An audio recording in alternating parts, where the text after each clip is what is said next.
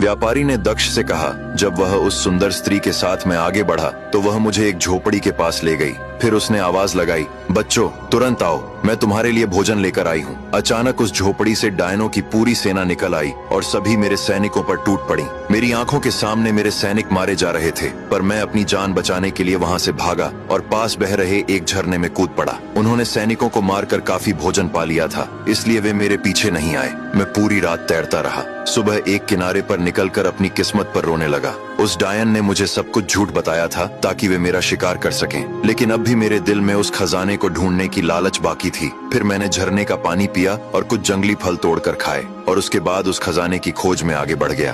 पूरा दिन चलने के बाद जब रात हुई तो मैंने कुछ चमकती हुई रोशनी देखी।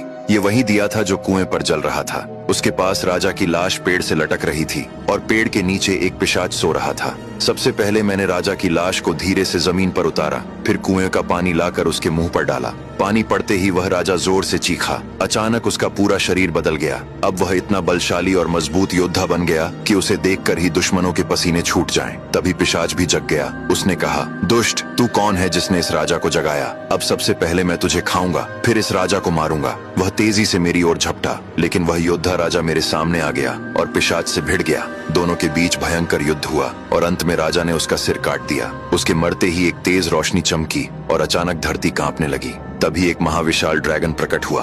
उसकी आंखें गुस्से से भरी थीं और वह दहाड़ता हुआ आगे बढ़ा। उसे देखकर तो मानो मेरे प्राण ही सूख गए, लेकिन जब ड्रैगन ने उस राजा को देखा तो वह शांत हो गया, जैसे कोई पालतू घोड़ा अपने मालिक को पहचान लेता है। उसी तरह वह राजा के सामने आकर घुटनों के बल बैठ गया। इतनी सारी घटनाएं एक साथ देखकर मुझसे रहा नहीं गया। मैंने उस राजा से पूछा, हे वीर राजा, आप कौन हैं? आपकी ये हालत कैसे हुई और आखिर उस खजाने का रहस्य क्या है? तब उस राजा ने अपनी कहानी सुनानी शुरू की। अब आगे की कहानी जानने के लिए देखिए अगला भाग।